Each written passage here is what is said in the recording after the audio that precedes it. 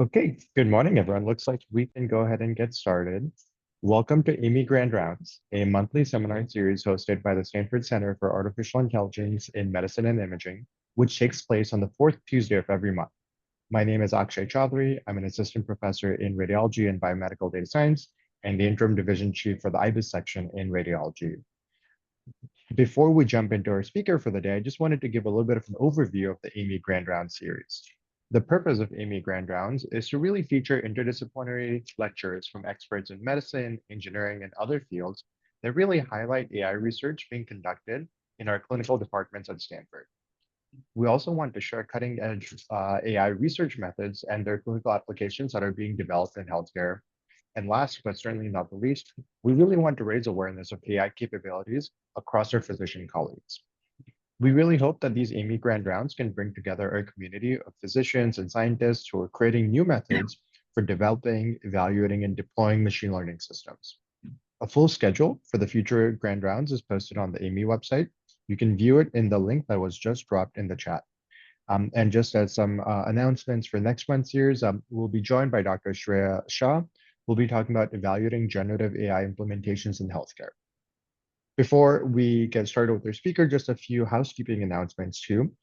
In terms of AIMI, the AIMI Center hosts in-person Tuesday lunches at 1701 Pageville Road, open to anyone in the Stanford community. If you'd like to join us, please RSVP in the link that was also dropped in the chat Monday by 5 p.m. so we have a good estimate of who's coming. Also, around the corner is AIMI's flagship conference, AI Plus Health 2025, which is coming up pretty soon. Registration for that will be opening at the beginning of September, and we expect to offer around 20 CME credits for this, similar to last year. So since you're joining us for Grand Rounds today, we'll be adding you to our mailing list so you know when that registration is open. If you want to claim CME credit for this session, please text the code provided in the number listed in the chat, or you can follow the instructions that will be sent to your email after this presentation. And throughout this talk, if you have any questions, please put them in the Q&A function of Zoom. I will be moderating and I will be aggregating and sorting questions so that we can ask the speaker at the end. So with that out of the way, I'm super excited to be able to introduce our speaker for the day. We're so pleased to be joined by Dr. Lei Xing, who's a Jacob Haimson and the Sarah Donaldson Professor and Director of Medical Physics in the Department of Radiation Oncology and Electrical Engineering here at Stanford. Lei Xing obtained his PhD from Johns Hopkins University, and his research is really focused broadly on AI in medicine, data science, medical imaging, and clinical decision-making. Lei has published hundreds of papers in high-impact journals, has patents, and is a fellow of the AAPM, ASTRO, and AIMB. More recently, he received the 2019 Google Faculty Research Award, and in 2023, the Edith Quimby Lifetime Achievement Award from AAPM, which is a really big honor, as we all know in this field. So without further ado, thank you, Lei, for joining us and talking to us about biomedicine in the age of AI and foundation models. I'll turn it over to you. Thank you. All right. Thank you so much, Akshay, for the nice introduction. Good morning, everybody. Let me just share my screen. Akshay, screen show up okay? It's perfect. Yeah. Okay. Well, let's get started. Well, I'd like to really remind everybody this, the history of AI. So I think that you agree with me, or at least you don't disagree with me, that last decade has been a decade of AI, especially for biomedical scientists and clinicians, right? So start from AlphaGo, AlphaFold, of course, 2023 is the foundation model, and this year it's the year of agentic AI. And, I'm expecting 2026 will see a lot of computer agent that on the marketplace. Okay, so we do have a symposium coming up, but this Friday, focused on foundation model and agentic AI in healthcare. And so, yeah. We also have another one, proton radiation therapy. That's less relevant to this audience, maybe. but feel free to register online. So talking about the AI, in healthcare, and I did, I have been really watching the FDA product list. I mean, 5 years ago, this is what we have. You have about 25 product, mainly focused on radiology and cardiology and neurology. So, and this is where we are today. So FDA have approved over 1,000 clinical AI applications. Okay, and this number is telling you increasing exponentially. So according to FDA, and the emphasis is on the transparency of your model, the life cycle of your product, and of course, the foundation model representing the future of your product development. Okay, and market-wise, and this is the size that we are talking about in 2035. $800 billion market is an estimate. We're talking about the AI. We have 3 building blocks. I don't need to explain the importance of computing resource and deep learning models, right? This is really has been evolving with time. When we started working on AI image processing, we use like CNN,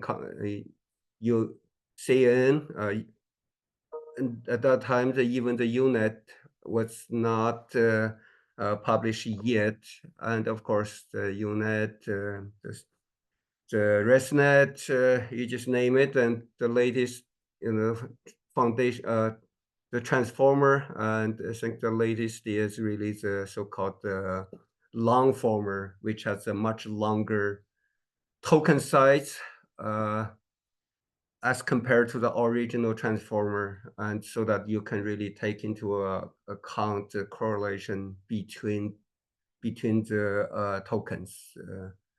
The latest is 1496. That's the last time I checked, but I'm sure it will going longer, the token size. And then, of course, the third building block, the data. So people call the data as the new oil for the fourth industrial revolution, but I think it's going much more beyond the oil. It's more than just oil propelling the engine. I mean, look at the question that related to data, right? The amount, the quality, the security, the modality, and so you just, this list go on. So there are a lot of issues with data, and I'll touch to this point during my talk. I'm just look at this slide, how many type of data we have, right? This is just some examples: pathology, functional pathology, genomics, proteomics, you just EHR imaging and different type of imaging, right? And video, and this is a video taken by one of my collaborator, Dr. Liao from urology. Here we're trying to use deep learning model to detect lesions during the OR procedure, and this is actually the OR room. We took a picture. But so the trend is going, it's really everything getting bigger. The computing resource model and also the data size, right? And it just keep going up. And this is where we are going to, so quote unquote, foundation models. And just give you some idea how big we are.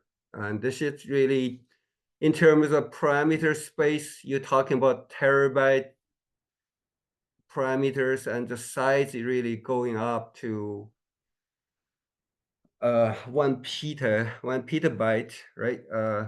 We really go in that direction. So right now the GPT-3, GPT-4, it's already in the terabyte range. Okay.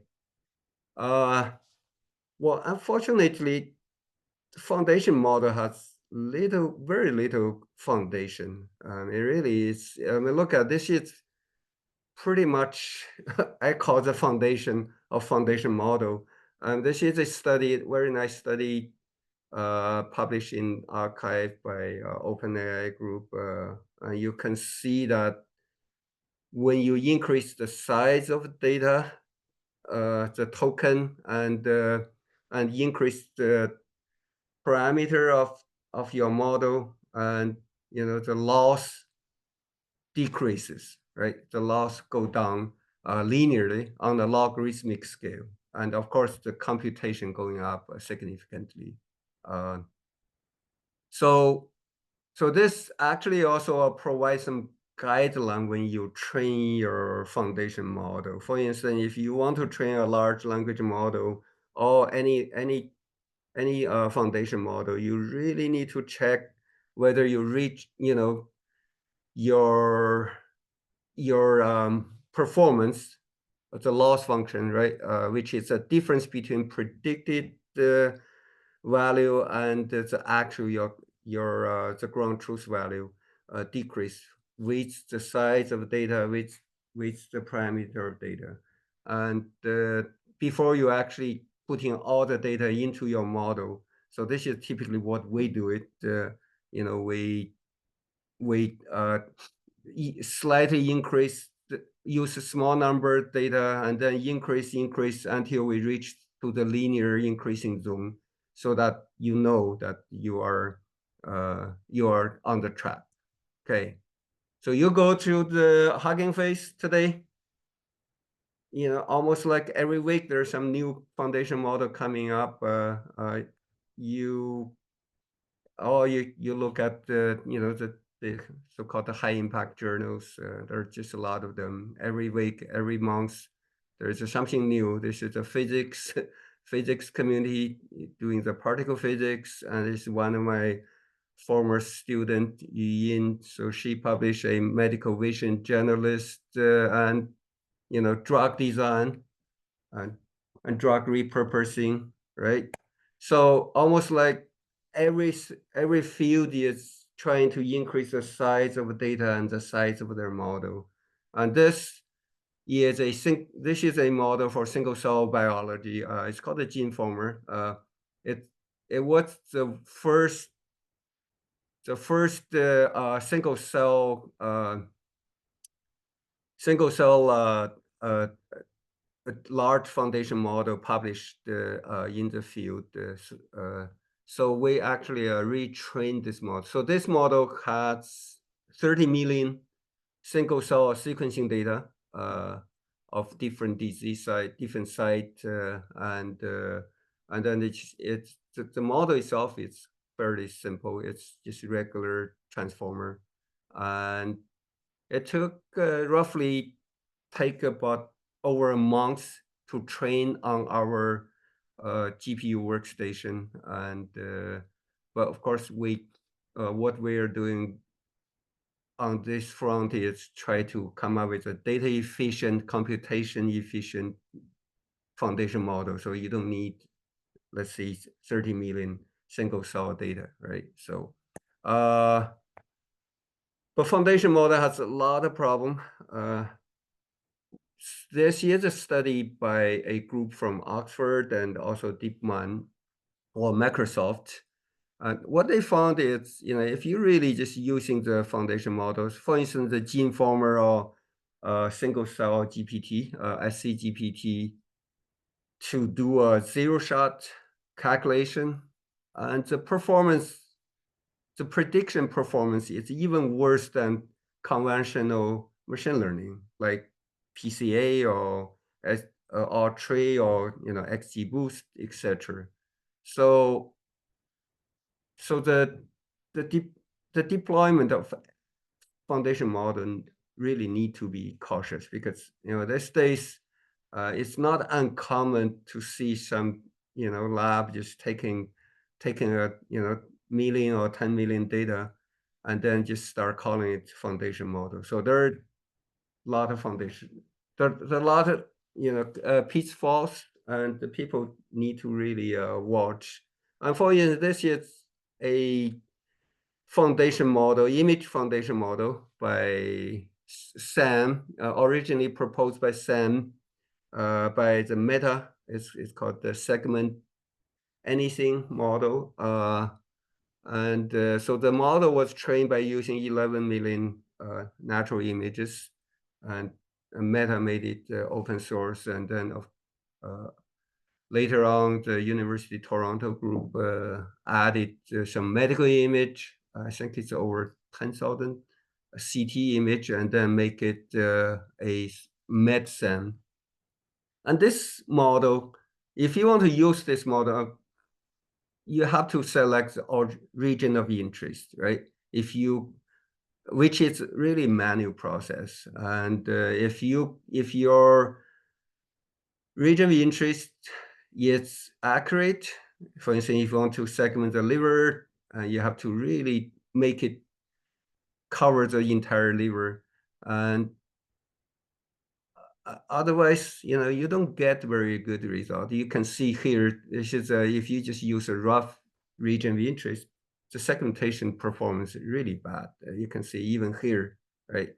So just to tell you that there are a lot of things need to be improved in the foundation model front. So, and also in the MedSam, there's certain anatomy part are not included. And when those parts are not included, in principle, the foundation model is supposed to be generalizable to those disease sites, right? But a lot of time we found that the accuracy is way worse than those sites that you have the training data in your model. Okay, so well, clinically we use a lot of segmentation, and actually I think nationwide 85% clinic already using the deep learning based segmentation tools to segment their patient image for treatment planning, for many other purposes. But this model is still not foundation model. So it's still based on CNN or just the variation of CNN, like a UNet, and then UNet, etc. Okay. So let's talk about data. So the data has a lot different format. I mean, briefly, I think these are the most commonly seen format: image, video, audio, right, and table.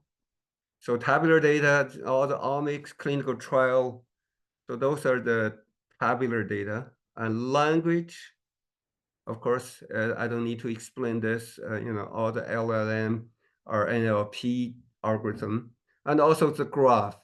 So this is actually, to me, I feel that the graph is the most less investigated data format. In fact, it's probably the most important data format. Almost all the data can be formatted as graph. Okay, so if you're a graduate student looking for some challenge, I think graph is really an important data format and need to be studied, need to be understood better. Okay.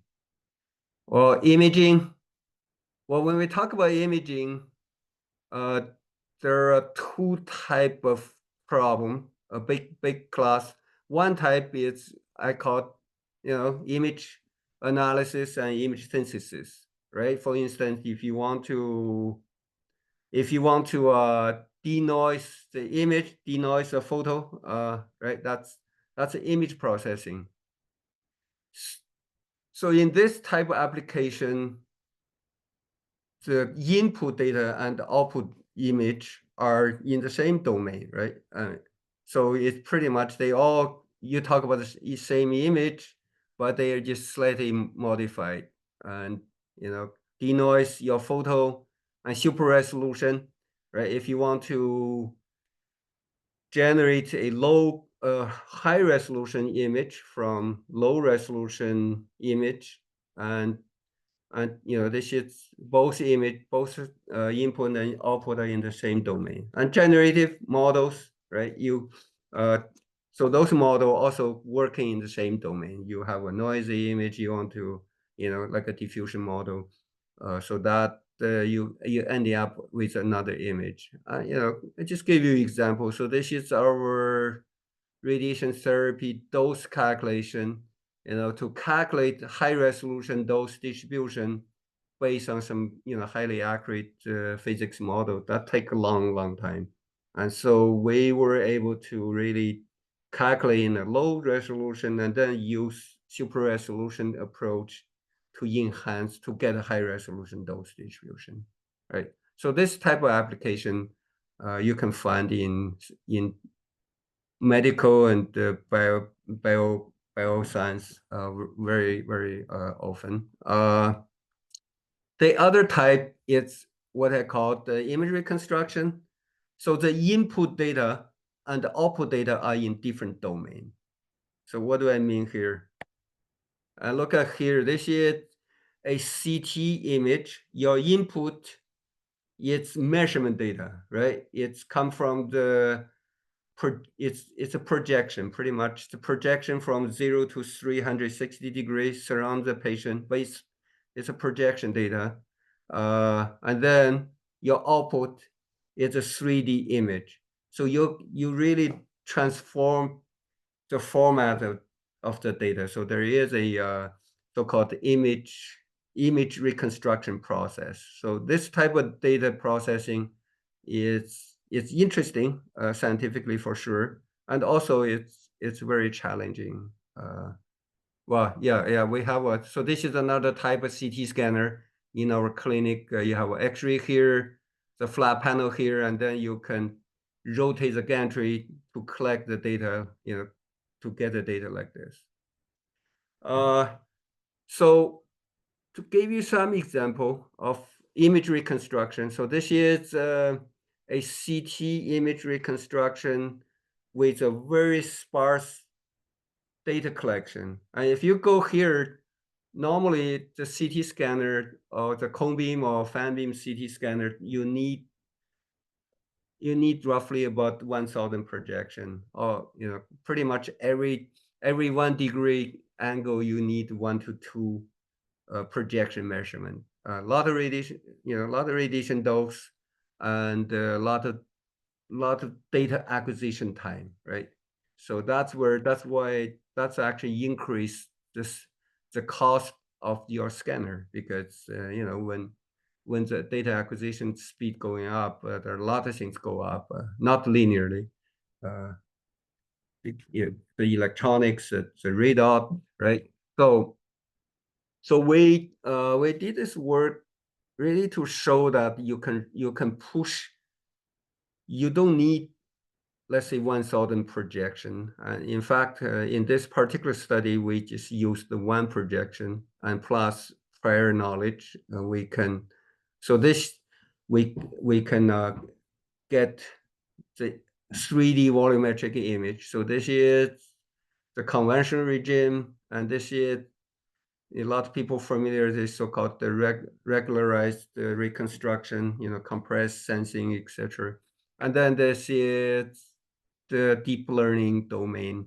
You can really push the sparsity to the limit. In this case, you can see that this ground truth. This is the one projection CT, and of course 1 to the 10 projection.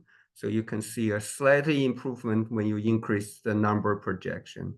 And you can increase this to 4D imaging, right? This is a fluoroscopic image, and each frame of your fluoroscopic image can be used to reconstruct a 3D image to make a fluoroscopic volumetric image. So this is just another example. You can using deep learning to generate dual energy CT with single energy measurement. And yeah, for those in the clinic, I don't need to explain, what is the advantage of dual energy CT, right? But you can see that these are the single energy. You can actually, we are working on so-called the spectral CT generation using just regular CT scanner.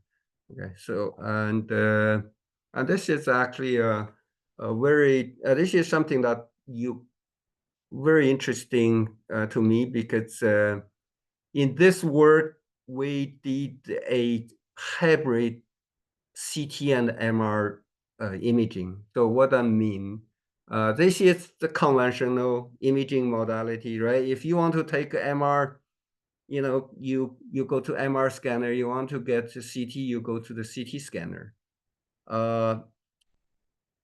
So here, what we did is we train the data. We train a model, deep learning model. It's called multi-sensor learning model. But what it is really your training data has a sparse CT measurement, sparse MR, the k-space data, and then you go through a transformer architect, and of course, when you're training, it's a supervised. You have an image, and you get CT and MR. So after training, what's interesting is you can generate a MR image from just a CT measurement, or vice versa. And also, I want to emphasize this measurement can be very sparse. It doesn't have to be a full, a full measurement. So you can I mean, normally if you want to get a decent image for one modality, the number measurement has to satisfy this so-called Shannon-Nyquist theorem, right? You have to have enough sampling. But here, you can just use sparse CT, use all sparse MR. You can get both CT and MR. And even more interesting, I think you can, let's see, so this image, you can get hybrid CT and MR image. Not only the whole image is hybrid, but also you say, hey, I want the skull part to be the CT like, because I want to see the bone. I want the brain tissue to be MR like, and this is really, you can come up with a hybrid CT and MR image that way, and with only single modality measurement. Okay, so yeah, these are some example. If you're interested, you can go to this Tiffany paper I published last year. Yeah, one of the student, Siqi, is working on a foundation model for CT image and reconstruction, and that's the first step. And the next step is obviously CT MR and perhaps more other modality image reconstruction foundation model. Okay, let's switch gear. Talk about the tabular data. Tabular data. So this is just an example. We have a, if you have a single cell sequencing data, right? You have a cell number one. You have a lot of genes. Typically, we talk about few thousand genes expressed for each cell, and then cell number two. Again, it's a table. Of course, this is not specific for single cell data. If you are a clinical trial person and you can think, hey, I have a patient number one, and then all these features are like a patient's age, patient's sex, blood pressure, you just name it. So So this is a typical type of tabular data.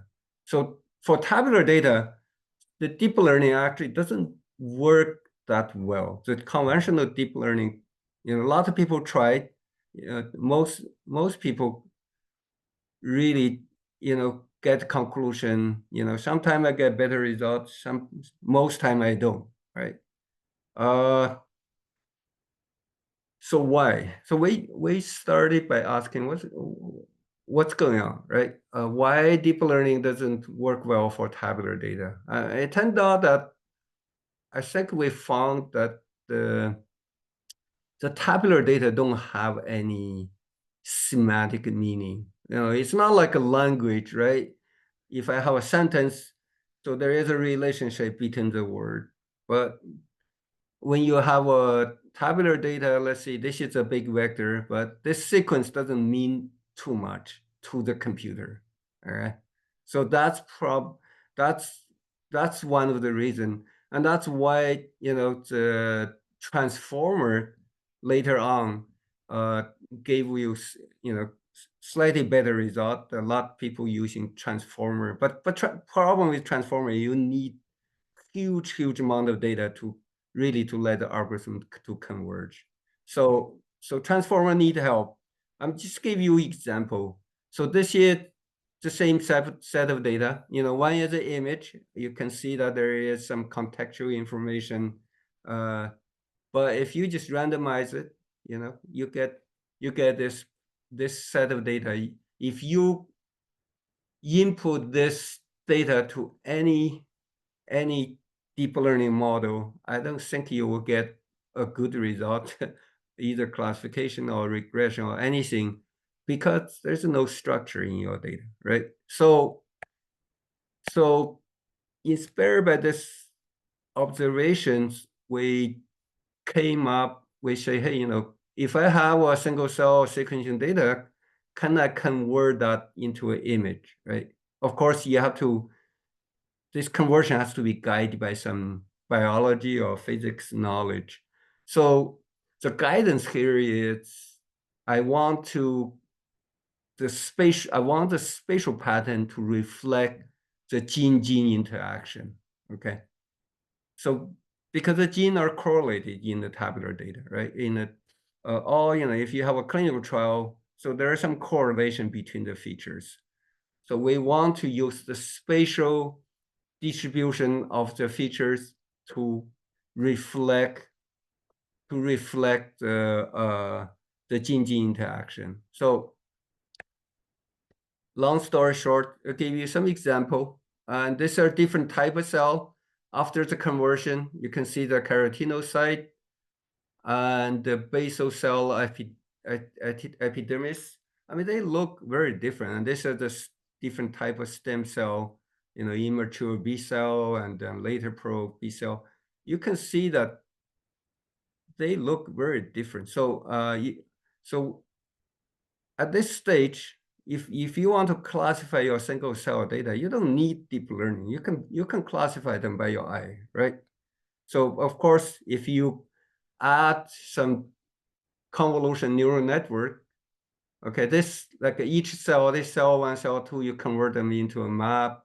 We call the genome map, and then you do a deep learning, and you can get much better result. And so we have a lot of downstream application, cell recognition and dimensionality reduction, visualization, you just name it, and also a multi-omics integration. So this is actually a big problem for biologists. If you have a different batches data, how do you really combine them, right? And trajectory, you can actually derive the tempo trajectory of your cell evolution. So it's basically all the downstream application, biomarker discovery. You can use this approach. Of course, we have to do a lot of benchmarking. You can see that this is the accuracy for classification and and the accuracy is always 6 or even 20 times, or not time, but percent more than the best performer in the literature. Okay, I mentioned that you can actually use this data representation to study the cell just by using, make it as a visualization tool. You can see that the macrophage in the thymus at a different age, right? Young, middle age, old, you can see the change clearly. And then, of course, you can do a deep learning approach. Radiomic study, it's the same, right? You extract radiomic feature and then you analyze the feature, you convert that into map, and then you can use that to do the prognosis, to predict the survival and even the toxicity, etc.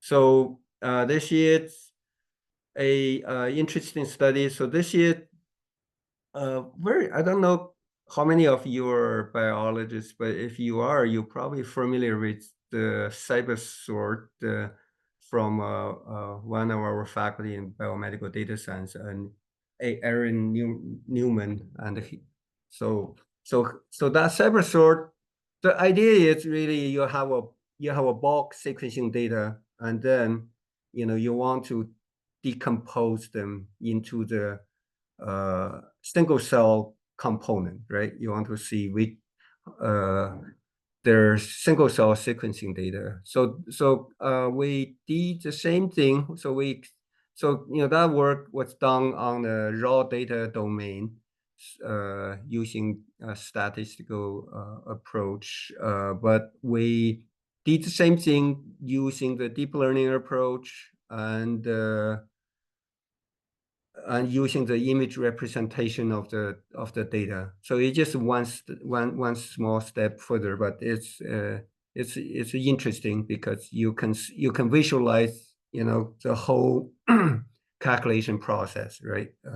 So this is a CD8 T cell, so you can just really see the component nicely by your eye.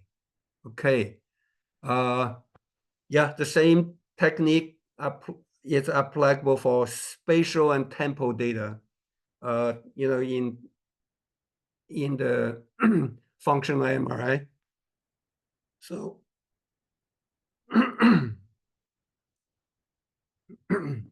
sorry. So the functional MRI data, all EEG data. So in this case, you have a different spatial point. Each spatial point has a temporal component, right? And so in other words, each spatial point is a high dimensional data, and you can project them into low dimension that you get the trajectory of the brain function. And for instance, if a person is watching a movie, an action movie or murder movie, so you will see that there will be some excitation in the brain at a certain time point when the murder happens, or when the action happens.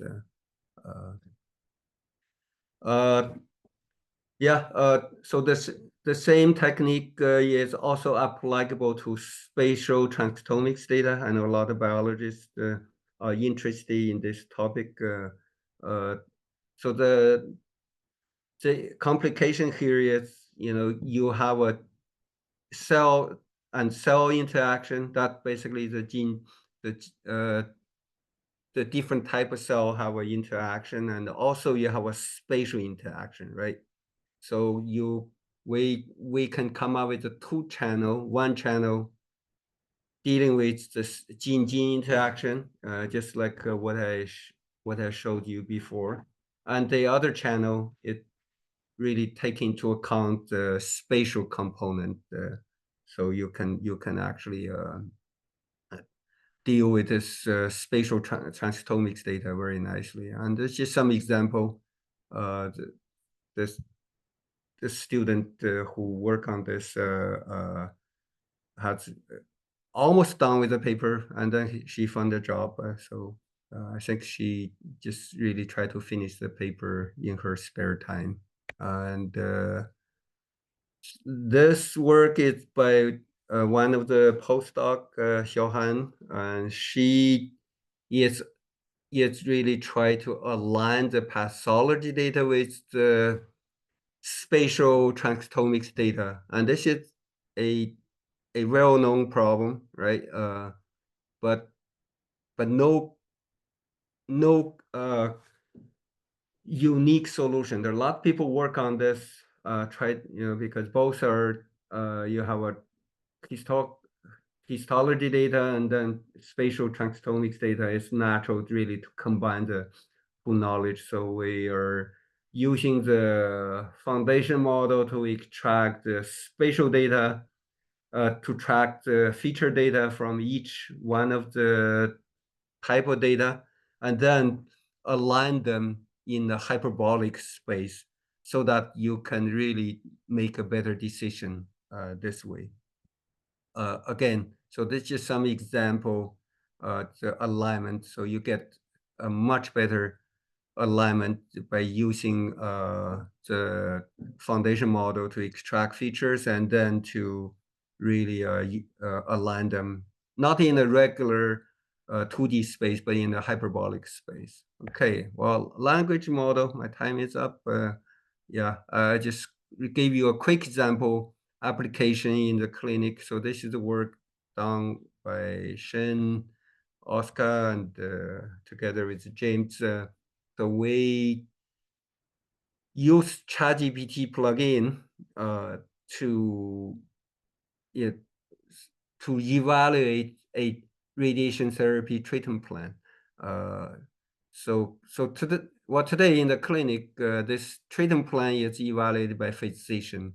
So which is need a lot of back and forth, email, because a lot of time physicians see the treatment plan, say, hey, can you improve the spinal cord dose, right? Or can you increase the tumor coverage? And so that process is very time consuming. We try to come up with a computer agent that replace, or not replace, but work, as a pre-screening, so that, so GPT can do that with 3 or 5 training fine-tuning data, and then you can let the GPT to do the evaluation. And it can actually also give you verbal instruction how to improve your treatment plan. So it's a very interesting work. And then of course, this, so they are really pushing this to the computer agent, basically using the agentic AI to make it even more smooth, integrate better to their clinical workflow. I don't have time to talk about the graph, but if you're interested, so we have a recent paper on graph neural network for biomedical application. The key take-home message here is we can actually not only include the adjacent node, but also the remote node, so that you can better model the system. Okay, well, I think my time is almost up, but I want to mention that the interpretability, right? Because at the beginning, I mentioned the FDA really put emphasis on the trustworthiness. In terms of interpretability, there are different type of approach. Post hoc, you evaluate your basically your solution, right, using Shapley score, etc. And then the interpretable model.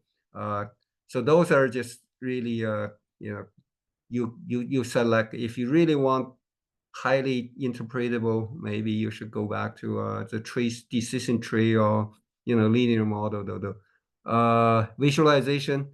So I want to really talk about visualization. So deep learning has a lot of features, and these features are so-called the high dimensional features, right? So to visualize them, we have to really project them into low dimension. So today, if you are doing that, you're using T-SNE and UMAP. Those are the typical technique, but this technique doesn't work well. I'll give you example. For features, you can see this is a chest X-ray. 14 class classification problem. It's an edge data. And then, so if you can see a different layer, the features, if you use the current technique, you get very, essentially you can classify them. But so we develop a new technique. It's open source. Anybody feel free to download from the publication. And then you can see that even in the early stage, you can see the 14 class very clearly. And not only that, you can also actually see the influence of different type of factors, right? For instance, if you have a noise and in your input data, how that influence your large language model, right? This is one is a BERT, one is a GPT model. You can see that the BERT, the GPT-2 is much more less sensitive to the noise, right? So I think that's all. So this is where we're heading for, really a large foundation model that can include the multimodality and the multi-scale.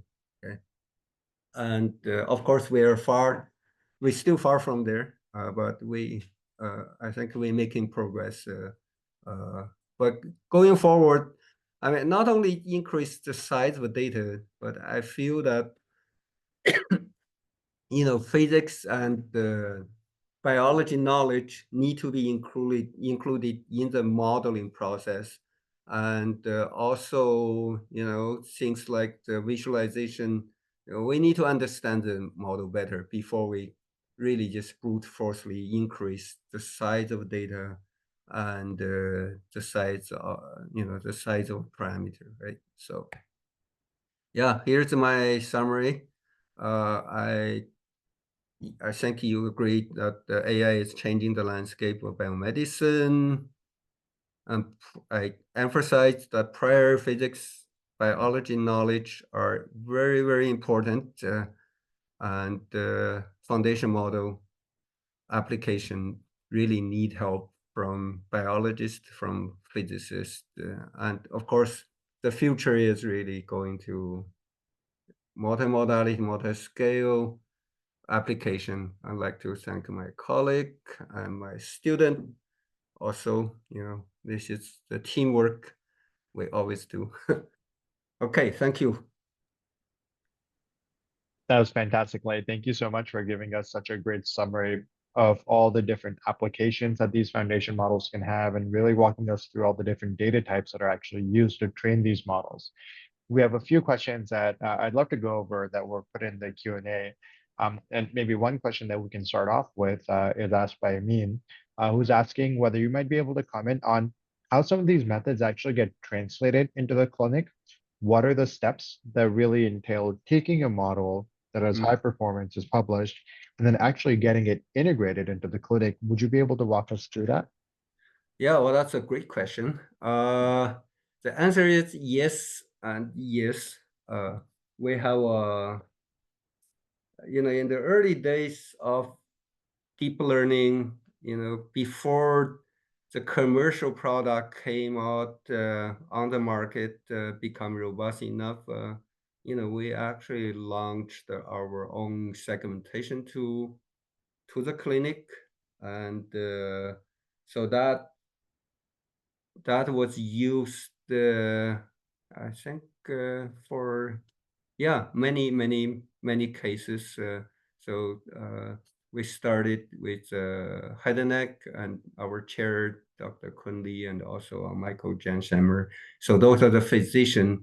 So I think it's really a great example, what AI can do for the clinic. And I remember, the day that we launched our deployment software to the clinic, everybody was so thrilled.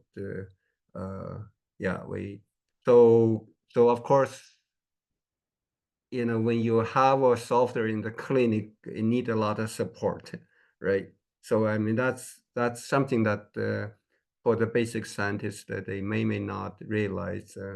So later on, it's not because our results are not good. It just need too much support and to really keep it running in the clinic, right? So we switched to a commercial product, so that you just really just using money to buy time, really. And auto treatment planning, we we are planned about 50 patient, 40 patient a month in the clinic. Yeah, that's still being used for. So that was done by a group very talented medical physicists, Young and Peng, and also Natalia, Penny, etc. Yeah, it's just phenomenal, really, to see that this research being translated into the clinical practice. And actually, there is a company licensed this technique. So that's probably that's one path that you can really translate your technique to the community at large, right? Yeah. Yeah, it really seems like the last mile barrier is the hardest part of translation. But Exactly. maybe switching to one of the other questions that this was posed by Anders, and I think this is quite relevant because, like you mentioned in your talk too, we keep hearing this term foundation model. These days, every model that's put out is a foundation model. What do you think are the requirements for a model to be actually called a foundation model in terms of the data sets or in terms of the capabilities? Because if everything's a foundation model, nothing is a foundation model at the end of the day. Yeah, yeah, yeah. I mean, I don't want to be too critical. That's why, yeah, I had the same feeling. Just people, I think foundation model is a word that being abused mostly today in the AI community. It's like if you don't have a foundation model, you can publish in a high impact journal. So, but on the bottom line is really just scaling law, right? Because I think that's a test, and unfortunately, not every foundation model really even do that test, and so beyond that, I think some we're working on some so-called data efficient model, right? So I mean, we can the trick is obviously to make your model more intelligent and by integrating biological or physical or any just some common sense, right? So because today, if you look at transformer, there's just no way that it's the optimal algorithm. It's just the way that you calculate the attention, the way you really, finding your global minimum. Yeah, it needs a lot of guidance from physical knowledge. Yeah. Yeah, Uh, that's a good point. I feel like the term has been used quite broadly, even made us write a whole review paper in radiology just focusing on, what is the definition of a foundation model, what are the capabilities. So I think I would at least personally agree with you on that one too. Um, Maybe one question that was posed by Brian was uh, surrounding this notion of multimodal data. uh, Obviously, it would be fantastic to be able to have models that are trained on multiple different modalities at a given time. But what do you see as some of the major challenges of actually integrating these multiple different modality data streams mhm. during model training itself? Is it mostly on the acquisition and having multiple modalities available at the same time? Is it trying to understand what are the best ML algorithms to be able to stream genomics data with imaging data? So how does one maybe practically solve this challenge around the multimodal nature of healthcare data? Yeah, well, this is a great question. I mean, this is almost like I wish somebody asking this question. So, uh, ideally, yeah, if you can have a, hybrid hardware acquire those data, that'll be great, right? But in reality, we all know it's sometimes it's impractical physically, or sometimes it's just too expensive, or both. Uh, so the alignment today in the multimodal uh, system is really use so-called the feature alignment, right? Which yeah, I have a lot of lot of question, but that's the practice, like this OpenAI clip model, you align the language and the vision more the features by using just a single objective function, right? Really, you just so they just align them under the guidance of this so-called contrastive loss function, uh, which actually has a reasonable success. It's not, it's not totally irrelevant. I think it has a reasonable success. But when you generate that approach to, you know, other modality, and one has to be careful, right? You know, because how do you calculate the attention? Because because every type of data have a different attention mechanism, but that type, and how do you really, you know, design a single objective function, right? Yet do you have enough degree of freedom really to align your feature data? So that's why, for the histology and the spatial transitomic data, we use the hyperbolic space because you really get a different scale. You align the data at a different scale. So so those type of I would say domain specific consideration need to be carried out. Otherwise, yeah, people, yeah, you know, because it's a large data set, large parameter. There are a lot of things you cannot control. So people just sometimes can just doing things without a thorough Yeah. understanding, right? So I guess my word is be careful, and then also, make sure every single step in your alignment of data makes sense. And Yeah. yeah, Thank you for answering that, Lei. And maybe in the interest of time, we'll do one quick answer, if you don't mind, for this question sure. posed by Sokna. How much of a barrier is interpretability and trust when deploying a model into clinical practice? Maybe a model can have high performance, but it's hard to interpret.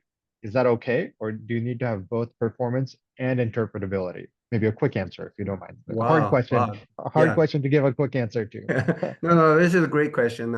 For some clinical question, you probably don't need that much interpretability. It's always good to have interpretability, but like segmentation, right?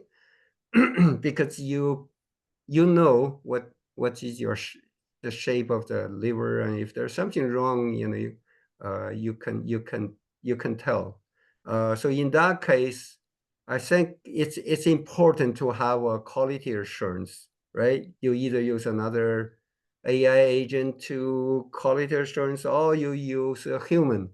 So just make sure the result makes sense. Yeah. So those are the obvious ones, but there are many other non-intuitive. But the more non-intuitive your outcome, your prediction, right? Like if you're predicting a drug response, so that would be you telling patient, hey, you're not going to respond to this drug, and let's try something else. But that you have to have a much, Yeah. much, solid foundation, because this is really about less of this, right? So, and Yeah. then That there's no ground truth. So Yeah, the task really matters. But this has been Exactly. fantastic. We're right at 9 o'clock. Thank you, Lei, for the fantastic presentation. Thank you to the audience for sticking around and for asking really insightful questions too. And just as a reminder, if you want to claim CME credit, please text the code in the chat or just follow the instructions that you have in the email. So thank you again, everyone, for joining today's AIMI Grand Rounds, and I hope to see you again next month. Thank you, and thank you, Lei. Thank Yes. you. Bye. Hope everyone has a great day. Bye.